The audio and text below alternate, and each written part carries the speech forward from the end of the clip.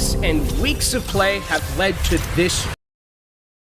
Bypassing it just in time, and now there is a onslaught of damage in the front. Again, Zolik really being the only one able to gain something with the ultimate, but still losing their life nonetheless. And that's 2 support ultimates from Pirates in Pajamas, and nothing from Saints to win that fight because Sam got an assassination on the backline, took out Z-Man so quickly, and while the Captive Sun hit a few members, it was a perfectly timed immortality field from Tree. And look at the Saints' ultimate economy here. I mean, it is just going to be so hard for Pirates in Pajamas to enter into this fight with what they have.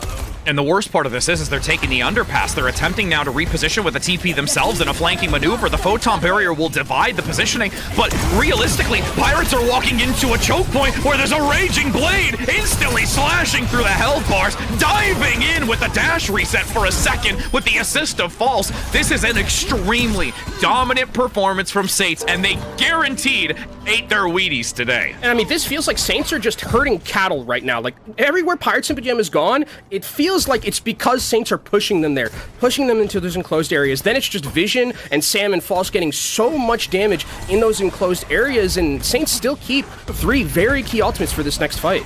And look at this ability to transition between the 2 doorways. Ready, but with that early pickup, that is the final opportunity that Pirates in Pajamas are going to have with this 20%. Scissors does go down, so they've lost something in the mix. Saints now starting to, unfortunately, bleed out right now, and Pirates will be able to gain their first opportunity of a tick of percentage. Yeah, and I think that was False, maybe just not expecting how much front-loaded damage was coming, especially with the Kiriko. I think it was a change that really just instantly killed False and wasn't expecting that, but Saints do have still 2 ultimates in their back pocket, but this is great for Pirates and Pajamas because it gives them time to get, overclock is going to be good here. You can set up your turrets, which is going to be great for making it difficult for Saints to enter and create that time necessary to try and get back to more even keel.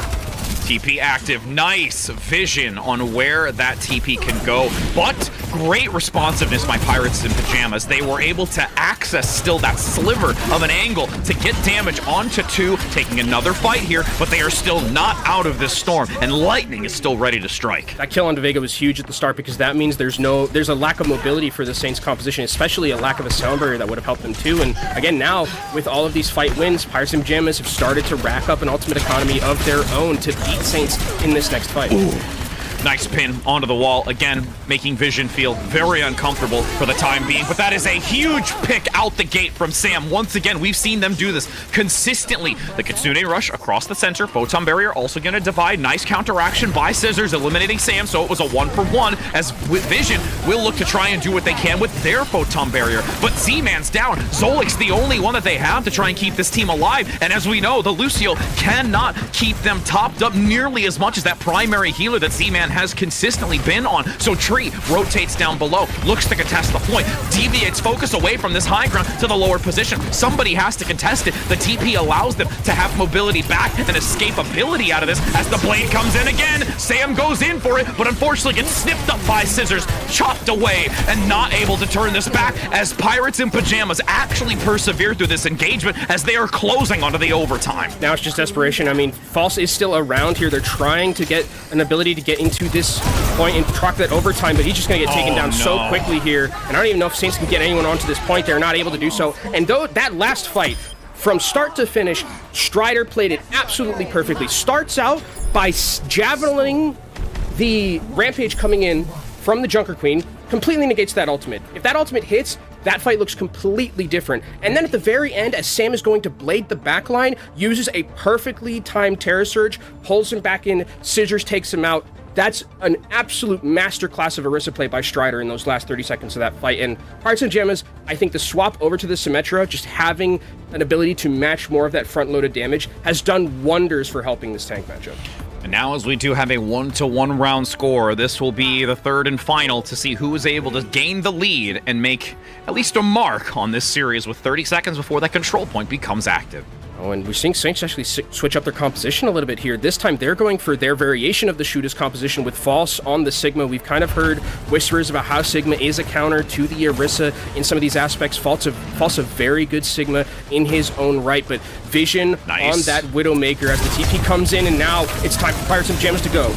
Yep, they've overwhelmed False on the front line. Can they escape it? There's a nice maneuver over towards the Pagoda for the supports to keep False topped up, even utilizing the biotic field from Sam to give that extra oomph necessary to sustain with the healing, playing the corner. Saints retreat and digress perfectly out of that rush-type tactic from Pirates and the TP. I mean, who starts that fight off? It's a pick from Vision onto the Kiriko, and the fight is basically over at that point. You don't have the healing, and now you can see Pirates and Pajamas switching up their comp wholeheartedly. Strider's going over to their patented Hammond just to offer a little bit of ways to deal with Vision on this Widowmaker. Sam, harassed for the moment, but is more than happy to cycle back closely towards False with not only the shield, but the kinetic grasp to soak the damage. And I'm really watching to see, look at that easy transition from Strider, going over to the supports now, understanding that the duo is playing together. Both Vision and Tree partnered up here so that they do have that hit scan possibility. With the redirect back onto the central position, though, False opting to go defensively up towards this choke position, flanking, getting that autos onto the supports. Z-Man getting clipped in the back by the accretion, making this so challenging for them to focus on the front lines as they're continuing to be peppered in the back, and the flux is available. They can look to aggress onto this since they're clustered together, but look at this array of movement coming in from Chronix alongside Strider, finding value on the opposing side, putting a lot of tension onto Saints, but they need to try and resign back onto this point. It's consistently climbing up here for Saints, and that is a slow, methodical play by Saints, where Tree comes in with a two-piece and is guaranteeing that even though the DPS might not be able to get the eliminations out the gate, that they sure as hell can. And that fight was so long as well. We're ticking up towards 75%, and Pirates and Pajamas used a lot to win that fight. They used Ant Matrix, they used Pulse Bomb, and Minefield. Pirates and Pajamas have nothing to work with unless Chronic and Zola can get to these ultimates in time for them to get to this next fight, and Vision is going to have sights as well, so it's going to make it even harder for Pirates and Pajamas to take these peaks. I really need to see Strider on that continuously go for Vision to deny this or get some kind of pressure onto the support tree. Now with that ultimate Captive Sun, you can see them in the distance harassing consistently. A pincer maneuver here with Scissors going in together, unified as one, but Tree gets the pickup with a sliver of hell, and they don't even get to the point. They waited far too long, focusing on that singular moment in the back, and are completely oblivious to the actual objective that will allow them to compete that third round. I mean, I think that was the idea, was like sound, where it's like, okay, we're gonna put Strider on Hammond, we're gonna try and get to that back line with the Tracer. But it's almost like Vision is unkillable in a scenario like that, right? Yeah. Because the healing output of Illari is extremely high, like incredibly high, to the point where, like, unless they're coordinated at the perfect time between Strider and between Tracer, it's not going to be able to work. You even saw it at the end there where they did it perfectly, but the point was the real issue in a scenario like that, and they spent a lot of resources and a lot of time trying to take down Vision and Tree in the backline, and then False is like, oh sick, I'm just gonna walk at the backline. What are you gonna do about it? There's nothing three squishies can do to stop me. Just standing there, hitting you with accretion, zoning you off the point. You are not gonna be able to fight me. That was just great understanding from Saints on how to beat that composition from Pirates and Pajamas.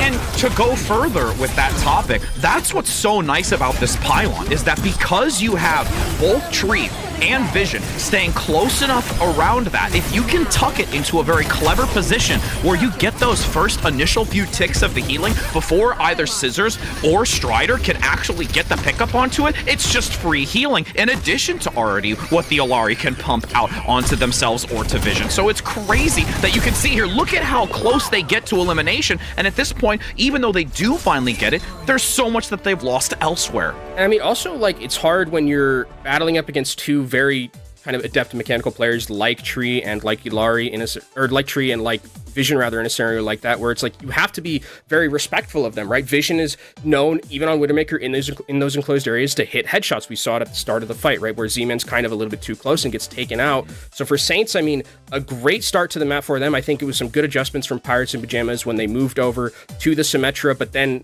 I think the Uno reverse card that was coming in from Saints, where they went over more towards their style of the shoot comp, worked so well for them. And we'll see as we go into our next map, which we do have of Hybrid, is going to be Numbani, where we're going to be going next. So this is a map where I always wonder, like, what we see on a map like this, because there are teams that, like, do offer Diva a little bit on a map like this. It is very high ground centric, but also it's a map where we sometimes just see Sigma versus Orisa handshakes. We see Orisa handshakes. Like, that's usually what